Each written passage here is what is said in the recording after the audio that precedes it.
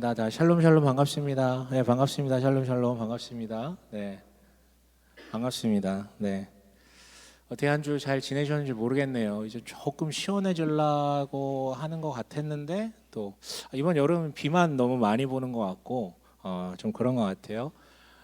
또 코로나도 기승이다 보니까 또 앓고 있는 분, 뭐 회복 중이신 분들도 있는데 잘 쾌유되시길 바라고요. 이번 주에 한 그 제가 이렇게 양육을 하고 있는 한 분의 간증을 좀 듣게 되었어요. 우연치 않게. 네, 그분은 이제 모태신앙으로 자라나면서 사실은 자기 입으로 나는 지금까지 한 번도 스스로 하나님을 자의적으로 이렇게 찾아본 적이 없다. 열망하고 뭐 이렇게 막 배워보려고 하고 찾아본 적이 없다라고 얘기했던 분이거든요.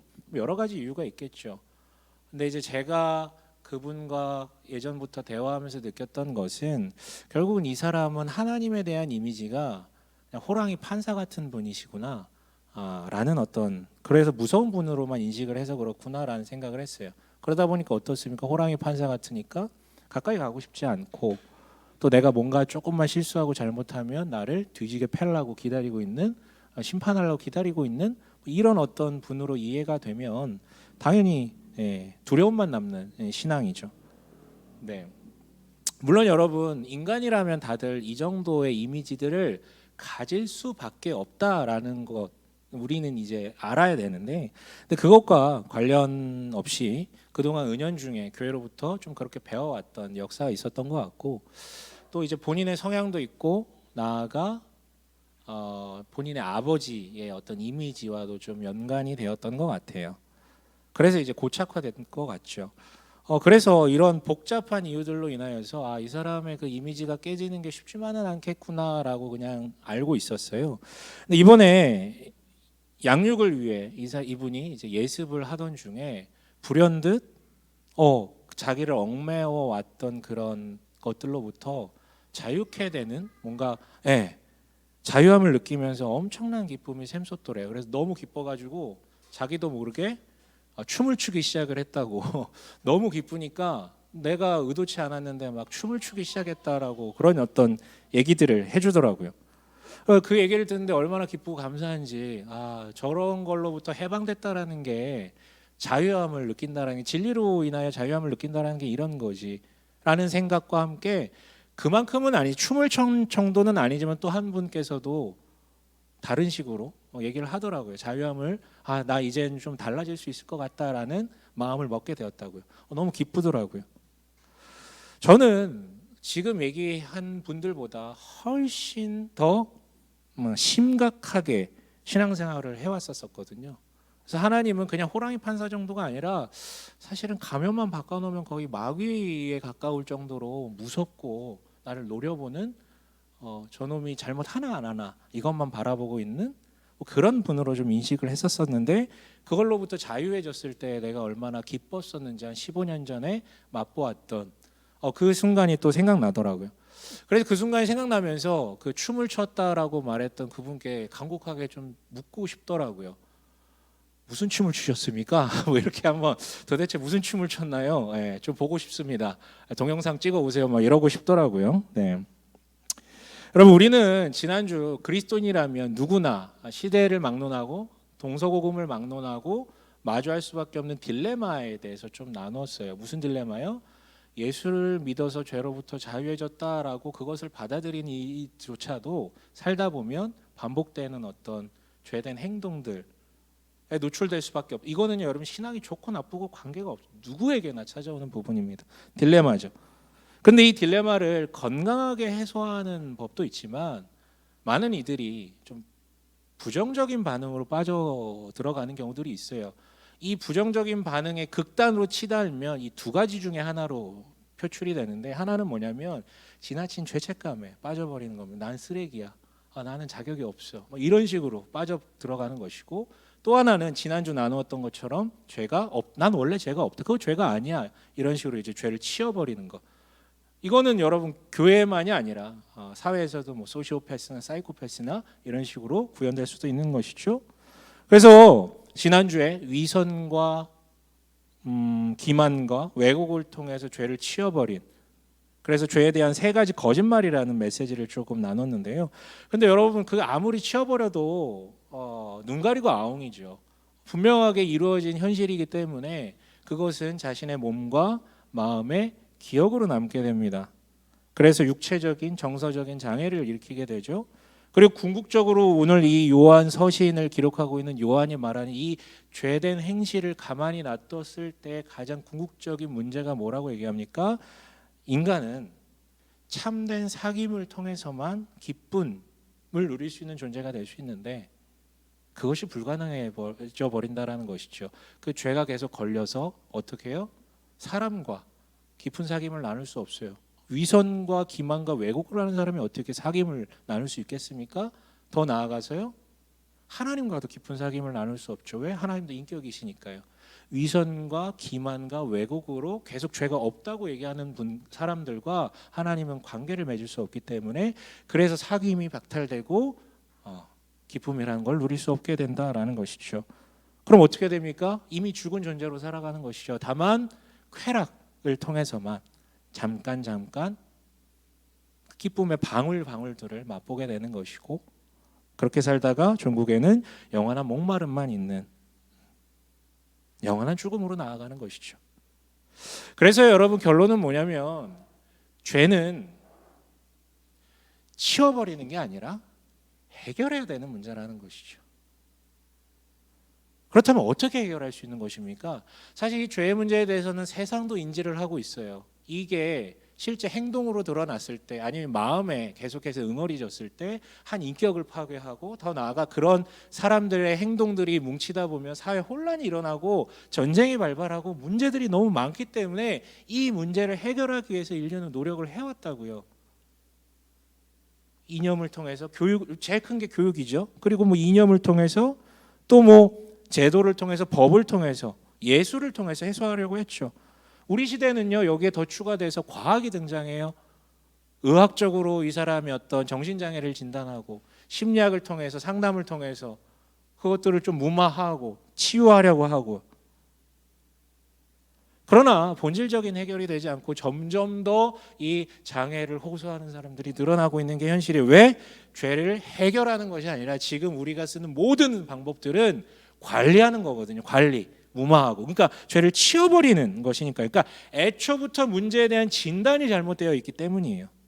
달이 아니라, 달을 가리키고 있는데 달이 아니라 달을 가리키는 이 손가락에 집중하다 보니까 문제 해소가 안 된다라는 것이에요. 그래서요, 성경은 전혀 다른 그림을 얘기해요. 이거 되게 자주 제가 보여드린 그림이잖아요. 이거요. 그럼 이건 이제 우리가 외울 정도가 됐을 것 같아요. 죄는요, 크게 세 가지로 의미, 세 가지인데 그냥 크게 얘기해서 두 가지 의미로 좀 분류가 되죠. 뿌리로서의 죄, 보통 언제라고 불리는 그 죄예요. 우리가 건들 수 없는 저 본성의 것. 그리고 또 하나는 뭡니까? 죄의 열매. 이게 보통 우리가 죄라고 표현하는 행실로 저지르는. 성경이 궁극적으로 얘기하는 것은 행실로서의 죄, 열매로서의 죄는 결국은 저 뿌리의 문제 때문에 이렇게 된 것이다라고 계속해서 얘기를 해요. 이거 치워주시겠습니까? 이처럼 여러분, 죄를 바라보는 관점이 세상이 말하는 관점과 전혀 다르기 때문에 해결 방식도 달라질 수밖에 없겠죠. 오늘 본문이 그 얘기를 합니다. 도대체 이 우리의 인생을 기쁘지 못하게, 사귀지 못하게, 괴롭게 만드는 고작 쾌락이라는 것을 할딱할딱하면서 살 수밖에 없는 그 죄의 문제를 도대체 어떻게 해결할 수 있는지, 세상이 말하는 답변이 아니라 이 세상과 인간을 지은 하나님의 답변은 무엇인지에 대해서 얘기를 하고 있는 것이죠. 그리고 오늘 바로 이 죄로부터 자유해지는 방법을 토대로 죄로부터 자유해진 상태, 즉 회심에 대한 이야기를 하려고 해요. 그래서 이 회심에 대한 세 가지 진실이라는 타이틀로 조금 더 다르게 표현하면 회심을 분별하는 세 가지 기준이라고도 할 수 있을 것 같아요. 먼저는요, 우리 읽었던 2장 1, 2절에 등장하는데요. 첫 번째 진실이자 구별법은 이거예요. 한 단어로 이렇게 요약할 수 있습니다. 믿음이라고요. 믿음. 여러분, 믿음이 뭡니까? 믿는다는 게 뭡니까? 많은 이들이 믿음이라는 말을 어떻게 이해합니까? 절실하다, 간절하다, 굳게 붙잡는다. 그래서 여러분, 이것은 교회를 다니시던 분이든 안 다니시던 분이든 그 사람 믿음이 뭐 좋아 뭐 이런 거 표현할 때 그냥 막 굳게 붙잡는 거, 간절히 붙잡는 거, 그것이 이제 행동으로까지 튀어나오면 더 대단하다고 얘기를 하면 40일 뭐 기도를 하고 막 이런 것들 아니에요, 여러분. 그거 아닙니다. 믿음의 유무는요, 성경이 말하는 그 사실을 있는 그대로 받아들이느냐에, 특별히 기독교 믿음의 대상인 예수라는 분이, 그 예수 그리스도가 도대체 누구인지, 그리고 우리를 위해 무엇을 하셨는지에 대해 성경이 얘기하는 대로, 특히나 오늘 이 요한, 사도 요한이 지금 자기가 본 바, 믿는 바에 근거해서 기록하고 있잖아요. 이 사도 요한과 같은 증언자들, 이 얘기한 부분들을, 그 팩트들을 받아들이고 있느냐가 바로 믿음의 유무를 결정하는 것입니다. 다시요, 절실한 것, 간절한 것, 굳게 잡는 것, 그게 아니라 뭐요?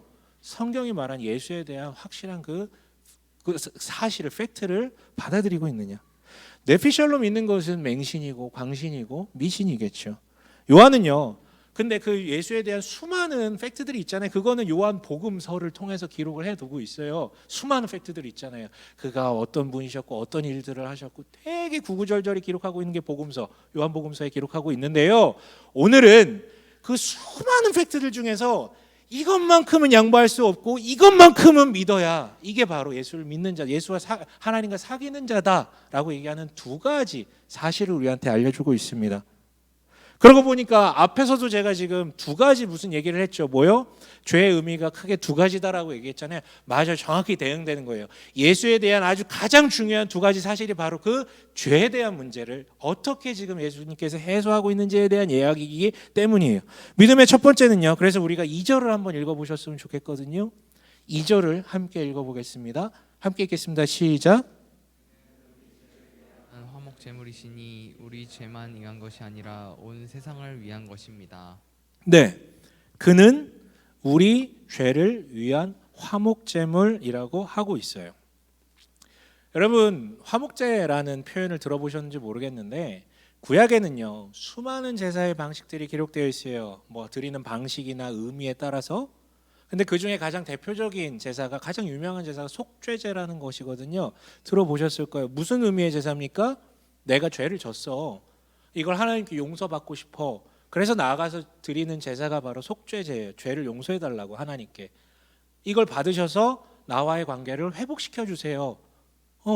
화해하고 싶습니다. 이게 속죄제예요. 그런데 또 하나 유명한 제사가 뭐냐면 바로 이 본문에 등장한 화목제라는 거예요.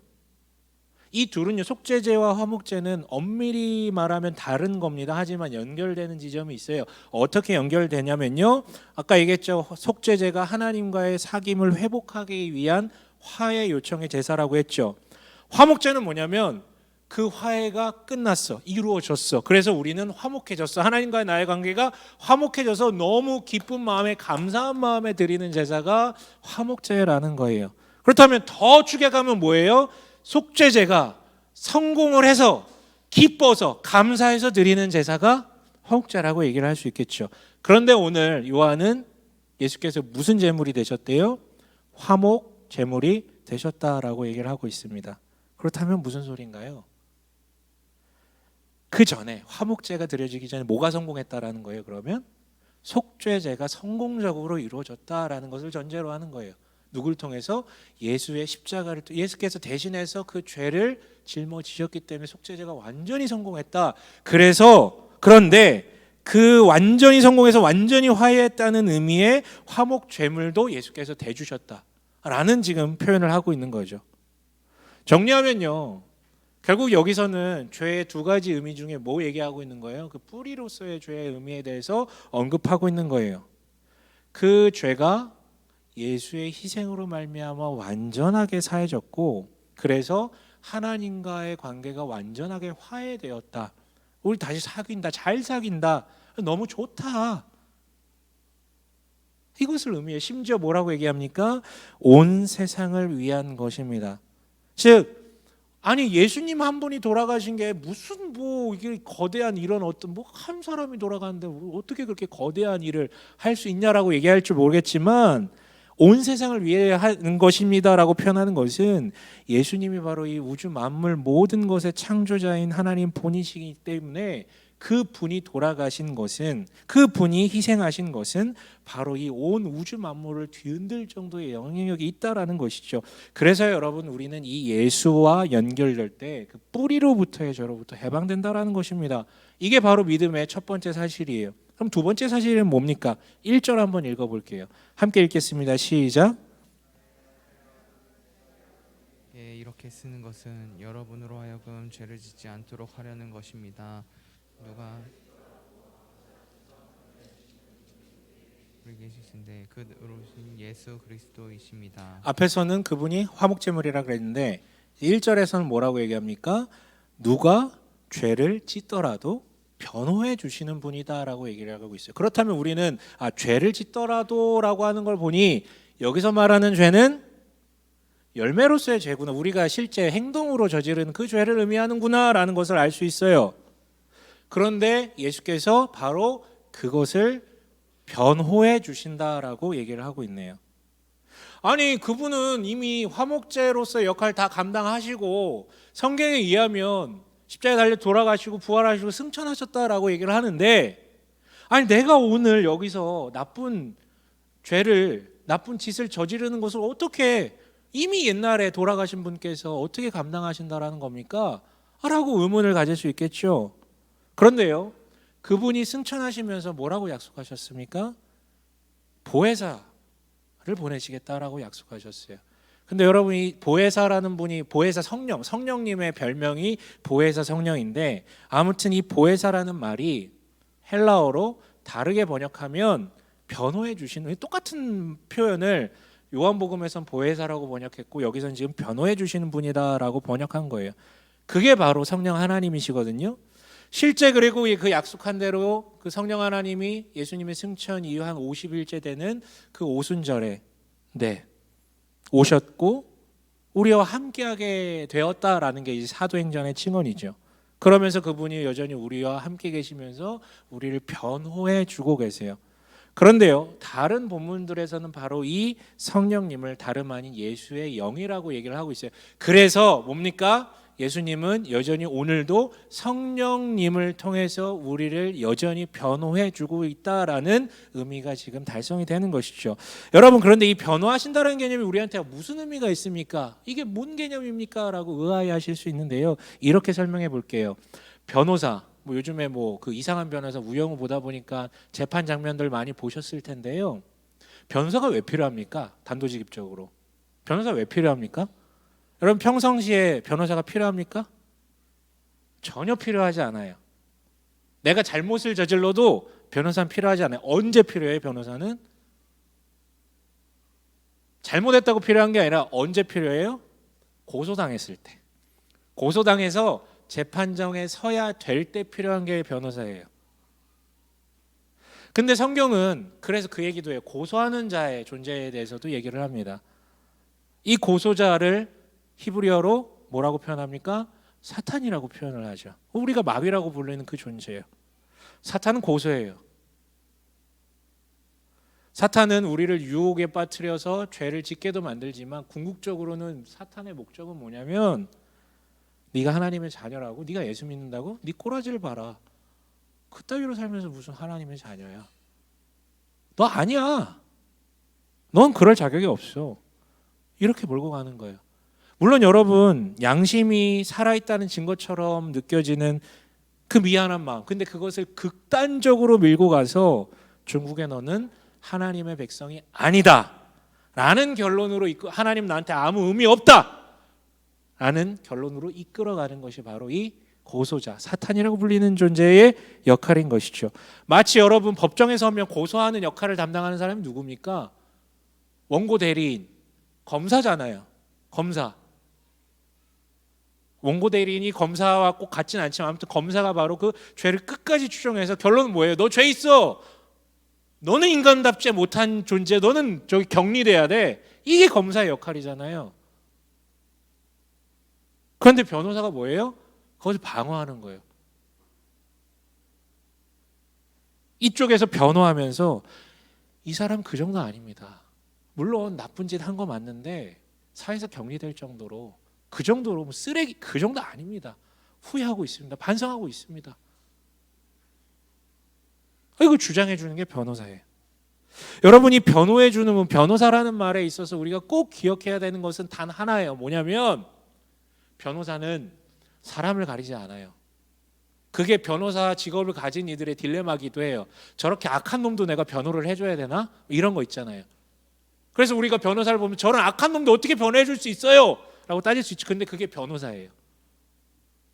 변호사가 필요한 이유는요, 법정에서 법률을 모르는 사람들이 얽혀가지고 과도한 징역을 받을 수 있는 것들을 보호해주기 위해서 인권이 발달한 이 사회에서 무조건 사람이라면 변호를 받을 수 있는 권리를 보장해주기 때문에 필요한 직업이에요. 그러니까 뭐냐면 죄질이 아무리 무거워도 상관이 없어요. 인간의 권리예요. 돈이 없어도 상관이 없어요. 인간의 권리이기 때문에 나라에서 대신 국선 변호사를 붙여줘요. 그건 인간의 권리다. 그래서 여기서 중요한 건 단 하나예요. 어떤 인간이라도 변호받을 수 있는 권리가 있기 때문에 얼마나 나쁜 짓을 저질렀는지와 상관없이 나는 변호받을 권리가 있다. 그러니 변호사 불러주세요. 이거 하나만 기억하면 된다는 거예요. 그런데 반대로요, 아무리 미약한 죄를 저질렀어도 권리를 망각하고 찾지 않은 채로 법정에 서면 그 사람은요, 구속당하는 거죠. 현란한 법 지식을 뽐내는 그 검사를 이겨낼 수가 없어요. 법률을 모르는데. 마찬가지로요, 여러분, 인간을 인간들보다 더 잘하는 사탄을 우리가 이길 수 있습니까? 못 이겨요. 아주 현란한 방식으로 너는 자격이 없어, 넌 나쁜 놈이야, 너는 예수 안 믿는 자야, 양심도 없니? 이렇게 끌고 가는 것이. 그래서 결국은 구속시켜버리게 돼요. 여러분, 미안함을, 주님께 미안함을 느끼는 것은 맞는 거예요. 맞는 감정이에요. 미안한 죄, 내가 그 나쁜 짓 했다라는 것을 인정하는 것은 당연한 것이죠.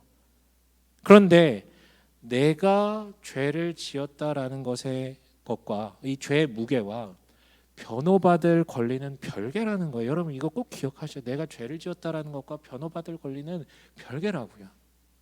그런데도 부르지 않는다? 이게 바로 또 다른 극단 있잖아요. 죄책감에 짓이겨지는 것. 이거예요. 그게 바로 고소하는 자가 원했던 그림이에요. 죄책감에 짓이겨져서 변호사를 찾지 않는 것. 나는 그냥 죽어야 해. 허나 내가 하나님의 백성이 맞고 기꺼이 변호하시려고 하는 예수를 부르기만 한다면, 그리고 그분께 사실이 있는 그대로, 변호사도 여러분 사실을 들어야 도와줄 수 있죠. 변호사 앞에서도 거짓말하면 그거 어떻게 도와줍니까? 사실을 있는 그대로 자백하면 그분은, 그 의로우신 분이, 신실하신 분이 우리를 깨끗게 하신다라는 것이 요한 1서의 이야기예요. 그래서 여러분, 종합해 보면 기독교의 대상, 즉 예수에 대한 가장 중요한 두 가지 사실은 결국 무엇을 얘기합니까? 그것이 죄의 뿌리든 죄의 열매든 관계없이 결국 죄는 누구를 통해서만, 바로 이 예수를 통해서만 해결받을 수 있다라는 것을 지금 얘기하고 있어요. 네, 우리 죄를 위한 화목제물이 되신 예수, 누가 죄를 짓더라도 변호해 주시는 예수, 즉 죄의 문제를 해결하시는 유일한 분이 예수님임을 사실로서 받아들이는 것이 회심에 대한 첫 번째 진실이자 회심을 분별하는 첫 번째 기준인 이 믿음이라는 것의 의미예요. 그래서 여러분, 그리스도인들은 바로 이 그리스도 예수가 어떤 분이시고 무엇을 했는지 정확히 알고 믿는 자예요. 그 외에는 다 맹신이고 강신이고 미신일 뿐이죠. 그리고 여러분, 진짜 정확히 알면 신비한 효과가 일어납니다. 이거를 진짜로 정확히 알고 받아들이게 되면요, 자연스럽게 그를 더 찾게 되고 의존하게 돼요. 정확하게 알면, 정확하게 그런 분인 걸 알면 찾게 돼요. 근데 다 뒤틀려져 가지고 못 찾게 되는 거예요. 그리고요, 찾고 의존하고 싶어지게 되고, 더불어서 어떻게 되냐면 더 알고 싶게 돼요. 야, 이런 분인데, 이런 것 때문에 내가 자유하게 되는데, 이분 더 궁금하다, 더 찾게 되는 것이죠. 이게 바로 선순환이죠. 두 번째로 넘어가 볼까요? 회심에 대한 두 번째 진실이자 분벌법은 3, 4절에 나와 있는데 3, 4절 한번 읽어볼게요. 함께 읽겠습니다. 시작.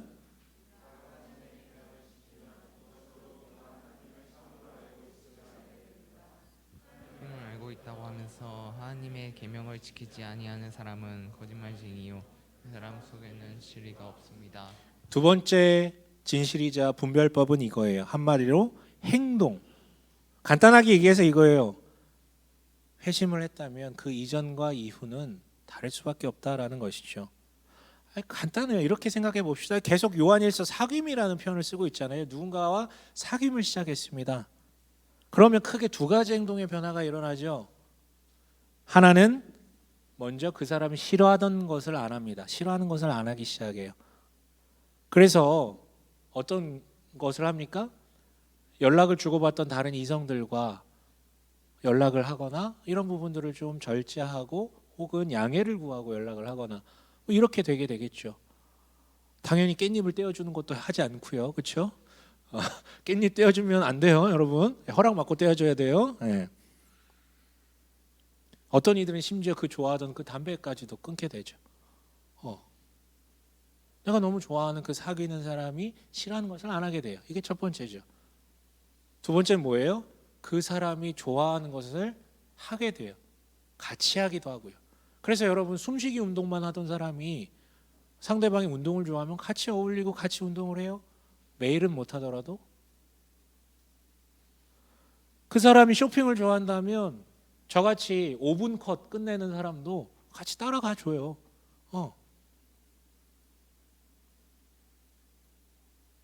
마찬가지예요. 하나님과 진짜로 사귐을 갖게 된 이는 빛이신 하나님과 충돌하는 어둠, 즉 죄된 행실로부터 멀어진다라는 것이죠. 여러분 여기서 말하는 하나님의 계명, 되게 계명이라는 표현이 다양하게 해석될 수 있지만 가장 간략하게 우리한테 직관적으로 다가오는 게 율법과 같은 거잖아요. 근데 그 율법은 똑같아요. 뭘 금하는 것과 선을 행하는 것, 이 두 가지를 다 포함하고 있어요. 그래서요, 이전까지의 죄된 행실을 돌이키고 적더라도 이전과 달리 선한 행실로 나아가게 되는 부분들이 있다는 거, 아무리 적더라도 있다라는 거예요. 그런데 제가 지금 계속해서 행동이라는 표현을 썼잖아요. 늘 말씀드리지만 그 사람의 관심이 어디 있는지, 그 사람이 진짜로 바뀌었는지를 검증하는 가장 정확한 바로미터는 그 사람이 돈을, 시간을 어떻게 쓰는지를 보면 알 수 있어요. 그럼 그 사람 관심도 알고 그 사람이 진짜 바뀌었는지도 알 수 있는 것이죠. 마지막으로 회심에 대한 세 번째 진실이자 분별법은 이것입니다. 우리 5, 6절 한번 읽어볼까요? 5, 6절이 함께 읽겠습니다. 시작. 그러나 누구든지 하나님의 말씀을 지키면 그 사람 속에서는 하나님께 대한 사랑이 참으로 완성됩니다. 이것으로 우리가 하나님 안에 있음을 압니다. 하나님 안에 있다고 하는 사람은 자기도 그리스도께서 사신 것과 같이 마땅히 이렇게 살아가야 합니다. 네, 그리스도께서 사신 것과 같이 마땅히 그렇게 살아가야 됩니다라고 얘기를 하고 있는데 그게 구체적으로 뭔지 얘기를 안 하고 있어서 잘 모르겠는데 이 얘기를 7절부터 계속 하거든요. 그게 뭐냐면 간략하게 얘기해서 형제 사랑하는 것, 그거예요. 그래서 이 세 번째 진실이자 구별법은 저는 이렇게 표현하고 싶어요. 연합이라고, 연합. 보다 구체적인 얘기는 다음 주에 하도록 하고요. 결국 형제자매를 사랑한다라는 것의 출발점은 뭐냐면 우선 형제자매가 있어야 될 거 아닙니까? 그렇죠? 있어야 사랑하지. 그런데 우리는요, 앞서 2절에서 화목제물이 되셨다라는 표현을 우리는 나눴거든요. 근데 이 화목제라는 게 되게 독특해요. 아까 제가 제사법이 되게 많다라고 그랬죠. 근데 모든 제사법들과 유별나게 차이나는 지점이 하나 있어요. 이 화목제가요. 뭐냐면 모든 제사는 그 드려진 제물은 다 그냥 성전 거예요. 제사장이나 레위인들이 먹자, 아니면 다 태워버리거나. 그런데 화목제만 유일하게 그 드린 제물을 돌려받아요. 돌려받아서 이걸 가지고 누구랑 먹어요? 내 가족과 내 친척과 내 친구들과 먹는 거예요. 일부러 속죄제가 아니라 화목제라고 쓴 이유가 있어요, 요한이. 그 결론은 뭐예요? 너는 누가 있다? 이 제물을, 예수로 인하여서 이루어진 이 기쁨을, 이것들을 나누어 먹을 형제 자매 가족들이 있다라는 얘기를 지금 해주고 있는 거예요. 그래서 회심한 이는 그 형제 자매들 이들과 연합하려고 마음을 갖고 노력한다라는 것이죠. 당연하죠, 여러분. 우리 시대 그냥 뭐 연예인만 봐도 그렇잖아요. BTS 이 사람들 좋아하고 이 사람들 통해서 위로받은 이들이 되게 많다라 그러죠. 이 사람들이 자발적으로 뭐 아미라고 그 뭐 팬클럽 뭐 이렇게 꾸려가지고 그 암이라는 이유로 뭐 혈연을 뛰어넘고 심지어 인종도 다른 이들이 전 세계 각처에서 자발적으로 모듬을 구성해서 주기적으로 만나서 팬심을 드러내고 배우고 춤을 배우고 막 기념도 하고 축하도 하고 뭐 이러잖아요. 아니 그들 때문에 힘을 얻고 위로받은 사람들일지라도 이 정도로 모여서 나누는데 생명을 바쳐서 우리를 죽음에서 생명으로 옮기셨고 여전히 나를 변호하신다라는 것을 아는 이들이, 그분을 좋아하는 이들이 만나고 얘기하고 나누고 기억하는 것은 너무나도 자연스러운 일이죠. 혼자 그것을 기억할 수 있을까요? 혼자 그것을 기뻐할 수 있을까요? 그러지 않아요. 그러지 못해요. 여러분 정리해 보죠. 우리는 그래서 본문을 통해 회심에 대한 세 가지 진실에 대해서 나눠봤어요. 세 가지 기준이요. 믿음, 행동, 연합. 이것을 우리 교회에서 배우고 나누는 그 양육 교재에서는 영어로 3B라고 표현을 해요. 믿음, believe. 행동, behavior. 연합, belonging. 물론 교재에서는 소속이라고 표현하는데 저는 소속보다는 연합이라는 표현이 훨씬 더 맞는 것 같아요. 그런데 중요한 것은 이것은 세 가지 기준일 뿐이고 시작은 어디로부터 하는 거예요? 바로 그 믿음이요. 예수가 우리를 위해 하신 일, 예수의 정체에 대해서 정확하게 알고 받아들이는 것. 화목제물 대신 그를 믿음으로 뿌리로서의 죄로부터 자유해지는 것이고, 나아가 변호해 주시는 분인 그를 믿음으로 지은 죄들로부터 벗어나는 방향으로 나아가는 것이죠. 여러분 바로 이 예수의 정체와 하신 일에 대한 사실 그대로 믿는 게 회심의 시작이자 가장 중요한 기준이에요. 여러분 그걸 믿는다면, 정말로 받아들인다면 당신이 예수를 믿는 겁니다. 하지만 받아들이지 못하고 있다면 안 믿는 것이죠. 그리고 그것을 분명히 믿을 때 시작하고 또 회심이 완성되는 것입니다. 근데 여러분 지금까지 쭉 우리는 사도 요한의 설명에 대해서 들었어요. 그렇다면요, 마무리 짓기 전에 당사자의 이야기를 직접 들어보는 것도 좋을 것 같아요. 죄를 사해 주신 그 당사자의 이야기요. 그 이야기가 요한복음 13장에 기록되어 있는데요. 안 보셔도 되고요. 제가 같이 읽을 때 읽으시면 될 것 같은데 간단해. 여러분 그거 기억나실 거예요. 발을 씻겨주시는 예수님, 그 장면이에요. 예수께서 식사하시다 말고 갑자기 제자들의 발을 씻기려고 합니다. 베드로가 이를 강하게 거부하죠. 어찌 내 발을 씻기십니까? 왜요? 이건 종들이나 하는 짓이거든. 세상에 그런 법도는 없어요. 내 발을 씻기실 수 없습니다. 강하게 거부합니다. 8절 한번 읽어볼까요? 함께 읽겠습니다. 시작.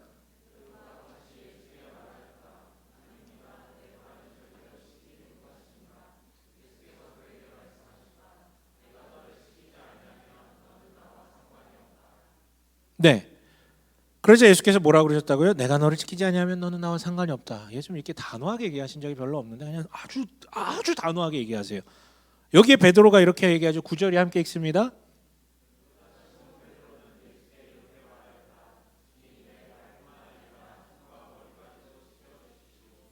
그렇다면 내 발만 씻지 마시고 나 다 씻겨주세요. 몸 전체 다 씻겨주세요. 그 얘기하고 있는 거예요. 그러자 마지막으로 예수님께서 10절에 이렇게 얘기하십니다. 함께 읽어볼까요? 시작.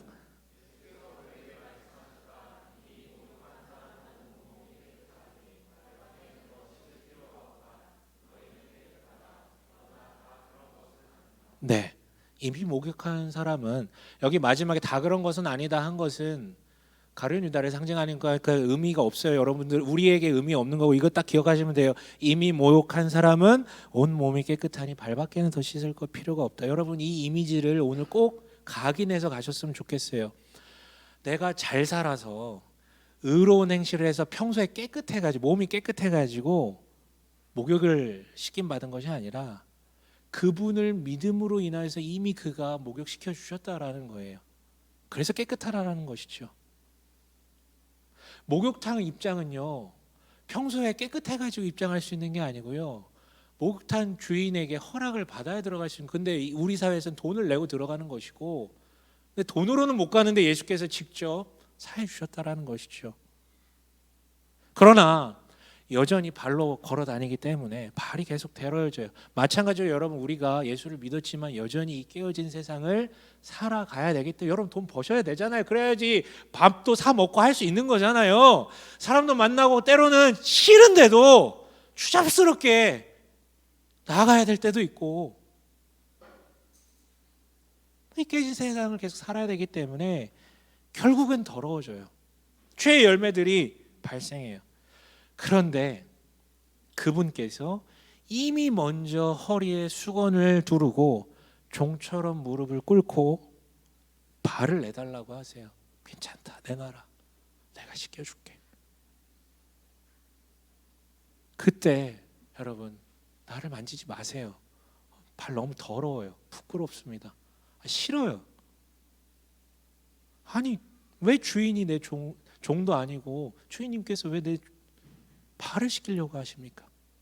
이게 아니에요. 그것은 착한 척하는 겁니다. 그거는 섬기는 척하는 거예요. 그가 원하시는 것을 해야죠. 그분께 발을 내어드리면 되죠. 그분께 얘기하면 되는 거예요. 예수님께서는요, 제 말씀드렸죠, 이렇게 단호하게 얘기하신 게 별로 없는데 단호하게 얘기하세요. 발을 내어주지 않으면 너와 나는 아무 관계없다. 여러분, 예수께서 말씀하신 진짜 죄가 뭔지 아십니까? 진짜 죄가 뭔지 아세요? 발을 더럽히는 것? 아니요, 여러분, 이 중에서 내 발 안 더럽다고 하실 수 있는 분 계십니까? 아무도 없을걸요? 아니, 그거 조금 더 선하게 산 거 가지고 자랑하실 겁니까? 없어요, 없어. 진짜 죄는요, 발을 더럽히는 그 죄 짓는 게 아니고요, 여러분, 그거는 당연해요. 성경이 계속 그건 당연하다고요. 그럴 수밖에 없다고요. 흙바닥을 걸어다니는데 어떻게 발이 안 더러워지냐고요. 그런데 진짜 죄는 뭐냐면, 그 죄를 예수께서 해결하시겠다고 발을 내놓으라고 할 때, 즉 이 수많은 은혜의 안전장치들이 있는데, 그럴 줄 알고 안전장치들을 다 마련해 놓으셨는데 그것을 외면하는 것, 그게 바로 죄예요. 이 모든 문제를 내 스스로 해결하겠다라고 말하는 그 인간의 오만함이 바로 하나님이 얘기하신 죄라고요. 여러분, 말씀을 마치겠습니다. 오늘 이 회심에 대한 세 가지 진실, 다른 말로 세 가지 분별법을 나누었는데요, 우선 그 기준을 타인에게 적용하지 마세요. 절대로. 그 진짜 잘못되고 오만한 거예요. 저 사람 구원 받았네 안 받았네, 그딴 소리를 어떻게 합니까 우리가? 그거 못해요. 그거 자기한테 적용해 보라고요. 그래서요, 스스로한테 물어보세요. 나는 회심했나? 제발 내가 무슨 체험을 했다, 뭘 느꼈다, 이딴 거 들이밀지 마시고 내가 정말 성경이 말하는 그 예수를 믿는지 그거부터 체크하시라고요. 그런데 아직 아니시라면, 아직 이 자리에도 예수 안 믿는 사람이 있을 수 있어요? 그럴 수 있습니다. 그런데 그렇다면 제가 오늘 다 중요한 사실을 말씀드렸어요. 요한이 얘기하고 있는 그 사실을요. 이 어마어마한 일을 이루신 예수를 자신의 구원자로, 주인으로 초청하시길 바래요. 그런데 아직 더 알고 싶다, 더 알고 나서 결정하고 싶다라고 생각이 드신다면, 여기 예수에 대한 수많은 팩트들이 기록된 것들 중에 가장 짧은, 가장 함축된 마가복음을 읽어보셨으면 좋겠어요. 아직 내가 예수를 잘 몰라서 못 믿겠다라는 분들은요. 아니면 제게 요청하십시오. 제가 잘 설명해 드릴게요. 진짜 기깔나게 잘 설명할 자신이 있습니다. 그런데 이 중에 나는 예수를 정말 믿습니다, 나는 회심했습니다라고 확신하시는 분께는 다른 질문을 던져볼게요. 여러분과 하나님의 사귐을 방해하는, 그래서 내가 기쁨으로 나아가는 것을 방해하는 것이 있다면 그것은 무엇입니까? 역시나 이 세 가지 기준으로 한번 돌아보셨으면 좋겠어요. 여러분, 만약 믿음의 문제라면요, 예수님을 보다 더 정확하게 더 많이 아는 것이 필요합니다. 그렇다면 여러분, 누가 시켜서가 아니라 스스로 성경을 좀 보십시오. 도대체 언제까지 누가 시켜서 볼 것입니까? 부모가 시켜서? 목사가 시켜서? 하나님도 알고 싶지 않으십니까? 동일하게요. 복음서를 보십시오. 근데 이미 내가 예수를 믿고 있다라고 생각하시는 분은 하지만 성장이 이루어지지 않고 사귐이 깊어지지 않는다면 요한복음을 보세요. 거기 나타난 예수님이 누구신지 기도하시면서 보면 예전에 몰랐던 것들이 깨닫게 될 것입니다. 하지만 홀로 읽는 것도 괜찮지만 우리 교회에 마련된 그 양육들에 동참하셨으면 좋겠어요. 역시나 제가 도와드리겠습니다. 여러분, 제가 뻔뻔하게 얘기할 수 있는데요. 저는 생각보다 꽤 괜찮은 교사입니다. 여러분, 진짜예요? 아무도 반응하지 않으니까 되게 민망해지는데 에이씨 진짜입니다. 저는 생각보다 꽤 괜찮은 교사예요. 하지만 믿게 하는 거는 제가 아니고 하나님께서 하시는 것이죠. 두 번째 진실, 즉 행동의 문제라면 여러분 마음속에 계속해서 걸리는 뭔가 행동이 있으실 수도 있어요. 그거 해소 안 되면 성장 못합니다. 계속 걸리는 거, 그거 가시같이. 그걸 오늘부터 그만하세요. 내일 말고 오늘부터. 내일부터 한다는 거는 거짓말이에요. 오늘부터 그만하십시오. 아니면 그걸 누군가에게 얘기하십시오. 믿을 만한 사람에게 도와달라고. 혹은 반대로 해야 한다라고 생각했던 건데 하지 못했던 것들, 그 선한 행실, 그것도 안 하면 계속 걸려요. 그것도 하십시오. 언제부터? 오늘부터. 오늘부터 안 하면 내일 못합니다. 출근해서 할 수 있는 거라고? 아니, 오늘도 연락할 수 있어요. 다 할 수 있습니다. 다만 예수님께 기도하시면서요. 자기 의지가 아니라 기도하시면서요.